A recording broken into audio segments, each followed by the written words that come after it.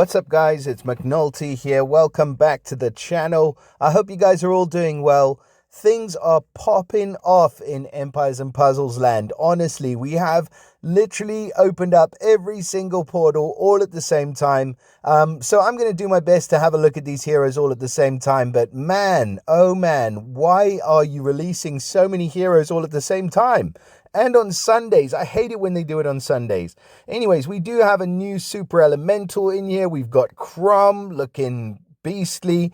We have got the Astral Elf summon as well with Demilune. And then, of course, we've got this guy who was released just yesterday, Scoria. So I'm going to go kind of back to front. Scoria's been out for a day or so now. So we'll start off with my man Demilune from the Astral Elf. So our newest Astral Elf hero. And there is kind of a common theme running through this, but we'll get to that in just a moment. So let's start by having a look at this new guy. So first of all, he is a dark hero from the Astral Elves. He is of the wizard class, which gives him the chance to jinx, so no extra damage per active buff. It's all right. He is of the Astral Elves family, of course, so they get a bonus for 1 or 2 heroes, 50 or 70% chance to dispel a random dispellable status effect buff from any enemy that deals special skill damage to the character. That is awesome. 50 to 70% chance to dispel is very good as a passive. Now, I just want to say before I go any further, I believe that there has actually been a nerf to one of the gargoyles, actually. So I'm just going to go in here. I believe that Uwe has received a nerf, but I'm not 100% sure about this because my card is still showing 830% damage to the target, so I'm not 100% sure. I need a bit more clarity on that from whoever mentioned that in the comments. But anyways, back to the scheduled programming. I need to know if that's true or not. So I'm relying on you guys in the comments. Now, Demilune. So he has got that family bonus, which we very much like because it's a chance to dispel just as part of a passive skill, which is cool. He also gets an innate resistance against poison damage. We know why they've been given that. And then the secondary passive, which is the shared received damage. So 20% of damage received by this character is shared with all of his other allies. Very, very nice passive. Really excellent family bonus as well. Now, if we move along to his stats and we switch off his max power, we can see he's running a team power of 1051, so nearly 1100 on his attack. Again, nearly like 1100 on defense, 1069, and 1744 on the health. So stats-wise, really, really good. And then in terms of what he's actually doing, so he has a Moon Crush Beam, it looks like, which he's got that Moon Crush, the moon stick in his hand. It actually looks really cool. So I do like the sort of what's the word? The backstory behind the Astral Elves. I think they're pretty cool. So anyways, his Moon Crush Beam never misses its targets. It deals 495% damage to the target and minor damage to nearby enemies. So half of the 495 to nearby enemies. And he is running at fast speed. So for a fast speed hit, that's pretty high. I mean, nearly 500% damage. I think that's probably an understatement. That is hell of a high. So yeah. He steals all dispellable buffs from the target and nearby enemies and randomly distributes them on allies. And then he gets growth, so the caster and the nearby allies get 340 attack. So this is the common theme that I'm saying about is running through these heroes. We're seeing the growth and the wither effect filtering down to other heroes in other classes. Now, I don't know whether that's a good thing. I feel like it's probably not because these heroes have been specifically designed to counter the goblins. And now you're giving them the growth effect which you give to the goblins. So who's now going to be able to counter the Astral Elves is my question. Like, it seems like you're giving them everything. Resistance against poison, shared damage, a chance to dispel buffs, and then you're giving the growth effect as well to the caster and nearby allies, increasing their attack. And we don't have a solid counter for growth yet. I mean, Wither can counter growth, yes, but not all of us have Wither heroes. I mean, I'm just saying.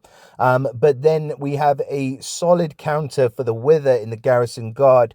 So I'm assuming that there's going to be some solid counter for the growth, but still, I just don't think it's a good idea to add so much to an already amazing family of heroes in the Astral Elves. So anyways, I mean, going over this special, it's fantastic. I mean, it's a huge damage hit to the target, a minor damage to the nearby, so basically like 250% damage-ish to the nearby enemies, which is still pretty decent, and then stealing all of the dispellable buffs from the target and nearby enemies and randomly distributing them on his own team is fantastic. I mean, he's a dispeller. The dispel doesn't come before the hit, so I guess you can get away with some kind of counter attack against this guy. But aside from that, he's an absolute monster of a hero running at fast speed. So he's doing like a Mad Hatter effect and some pretty massive damage. And then on top of that, he's increasing the attack of your team. Where do I think he'll be good? He'll be good everywhere. He'll be good against Titans because of the growth effect. He'll be good in raids and wars because he's just a beast stealing buffs. And he'll be good on defense as well because, again, he's just a beast stealing buffs and protecting himself with the shared damage passive and the innate resistance against poison and everything else that he gets. So, yeah, an absolute monster of a hero to start off with. S tier all day long, one of the best heroes that I've seen released into the game. But is he too powerful? That's the big question. I feel like he is. I'm just saying, if you pull this guy, he's going to be super duper powerful. You're going to max him, and then you're probably going to get bored because he's just fantastic. Anyway, let's move on to our other heroes. So we're going to go with Super Elemental next. So we've got Craum. I just want to check there's nobody else. It's just him in this portal. He looks cool. I love the little square card bit. I like the art on this guy. He reminds me of like a sort of evil villain, like Thanos type dude. He's just pretty cool looking anyway. So Craum is going to be obviously our nature super elemental hero, our latest in the family. He is of the druid class, so he gets a chance to spawn a thorn minion, which is pretty terrible. It's not the greatest passive. He gets the power gems as well, which we all know and hate. And then he gets the passive with the extra elemental damage, the troop damage modifier, extra 100% damage from troops of the stronger element, etc. Very, very good passive there. Very annoying family bonus, pretty not great class. And then moving over to what he does. So let's actually just take a look at his stats. So 1049, so he's kind of on par with the gargoyles that we've just seen recently. I think they were about 1049 team power as well. Pretty good defensively, 1027 on attack, 1079 on defense, and 1876 on the health. So very stocky, very strong, obviously true to his nature. Now his special skill, it's called the Call of the Elements, and it looks like there's a lot going on here. So what is he doing? At average speed, he's going to recover 800 boosted health for all allies. That's a pretty huge health recovery. He then recovers an additional 50 boosted health for each nature shield on the board, up to 1400. Whoa, that's huge. Okay, so, you know, how many nature shields are we going to need to get there? So 800 up to 1400, like 12 nature shields on the board, 1400 heal. But even like 4 nature shields on the board, that's 1,000 health to everybody. Boosted health, no doubt, no less. So that's a pretty insanely high heal. Now he recovers, all ice enemies receive 972 sand damage over 4 turns. All fire enemies receive 972 water damage over 4 turns. And all dark enemies receive 972 burn damage over 4 turns. And then holy enemies get 972 poison damage over 4 turns. And I believe that this will increase with limit breaks and emblems. So if I whack the max power preview on over here, we can see it's going to go up a huge amount. I mean, 1400 elemental damage over, or dot damage over 4 turns of different different types of dot damage to each different element is just mental. I mean, this guy is a monster. You are definitely going to need some some ailment protection if you go up against this guy, I think, or maybe a reflect would be a good idea as well. In fact, reflect will probably be a bit stronger. So, reflect or ailment protection definitely you're going to need when you go up against this guy. But I think the way he works is he's kind of countering your own counter to his special because he's boosting his health. So even if you do reflect that 1400 dot damage back to him, at least he's still got like 1,000 health to sort of negate the effects of that. So yeah, fantastic hero. Again, super strong. And he benefits from the ailment reflect ether talent, which is just humongous for this guy as well. So again, that means that with the first 6 turns of battle, he's going to reflect any cleansable status ailments right back to you. So yeah, this guy's a monster, man. He looks it and he is it. So he's a healer and a hitter, but he's a healer and deals some massive dot damage, bigger than we've ever seen before. So yeah, that's the common theme across these heroes, bigger than before, and no doubt game breaking heroes, just absolutely insane. Congrats if you do manage to grab him, though. I think he's going to be an excellent hero, so go ahead, spend your mats as soon as you grab him. And then our last new hero is this guy. Just the coolest, most insane looking hero I've ever seen. Scoria has joined the Construct family and he is freaking cool.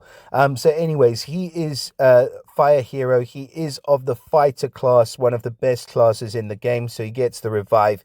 If you do use your master talents, it's a master revive. So it's a 30% chance to revive at the end of the turn. And if he revives, he gets a 25% attack increase for 2 turns. And then he is of the Construct family. Of course, we can't forget about that.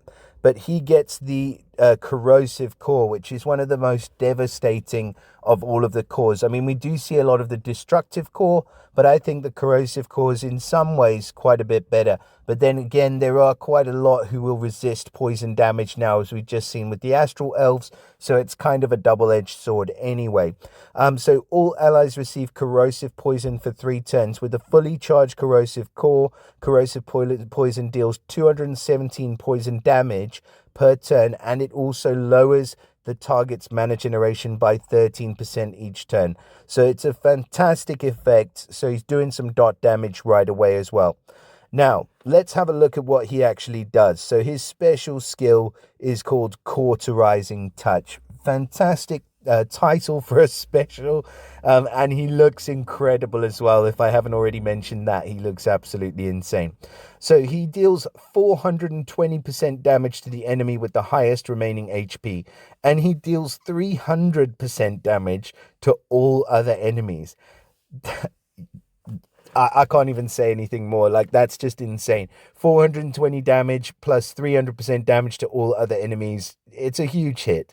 The enemy that had the highest remaining HP then gets silenced for 3 turns. And look at this. Wither.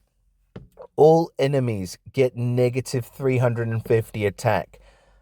Jeez, guys. The only saving grace for this guy is that it's not 350 defense, because that would just be killing everybody, but it's making it so hard to come back from this hit.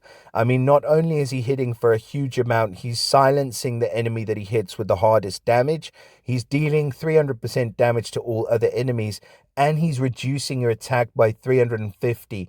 So unless you have somebody who can give growth, like we've just seen, you're going to need to pull Astral Elf dude, whatever his name was, I've forgotten by now. But you're going to have to pull him to be able to counter this effect, or you're going to have a garrison guard on your team. Otherwise, he's just going to keep wailing away on you, and your hits are going to be with 350 less attack. And every time he casts, that can trigger, and it can get down to at least up to 30% of your original attack stats. So yeah, huge. Plus the poison damage from the core, plus the reduction in mana generation as well. This guy's just going to cripple your entire team, and it's going to be super hard to come back from it. So in summary, we have 3 absolutely insane destroyers of worlds in all of these 3 portals. And I think it's a bit too much, to be honest. I think that the way it works with these games is that they operate on like FOMO. You've all heard that term before, fear of missing out. The problem is when you release so many good heroes one after another, the FOMO dissipates and people are like, okay, well, it doesn't matter if I summon now or if I summon in a month's time. In a month's time, we're just going to have somebody who's like 10 times as powerful. And so I'll just leave my summons for now, and then I'll drop them, in the future. Or I'll drop them when I've saved up enough gems. And then it really doesn't make as big of an impact. Like if you were to just release Scoria and then not release another super overpowered hero like that for, say, a month, then people, if you bring the next hero out, people will be clamoring into their wallets, asking mum and dad for the credit cards, just going absolutely bonkers trying to summon these heroes, because it's like, oh my God, I know this one's not going to come around for another 6 months or whatever, but I can guarantee you this guy's going to be featured all over the shop. So is this guy. He's going to be featured in a Covenant summon. The next Covenant summon, he'll come around. And then this guy, Super Elemental, he'll be around in a Covenant summon in a couple of weeks' time. It's a bit too much, honestly. It's a lot too much, actually. So yeah, I mean, those are my views. These are 3 excellent heroes. Obviously, I want to hear your guys' thoughts on them. Please do drop us a comment. Let me know what you think about these heroes. This is not really like, okay, let's all get together and slate SG because their practices are terrible. We know their practices are terrible by now. We're still playing the game. I'm not spending, and I'm not sure how many of you guys are not spending either, but I'm hoping that this is going to speak some sense into these idiots for releasing so many extremely overpowered heroes. But even if it doesn't, I still want to know your guys' thoughts on these heroes. Please do drop us a like and subscribe to the channel as well if you don't want to miss any future updates. And I will see you all again in the next video. Bye for now, guys.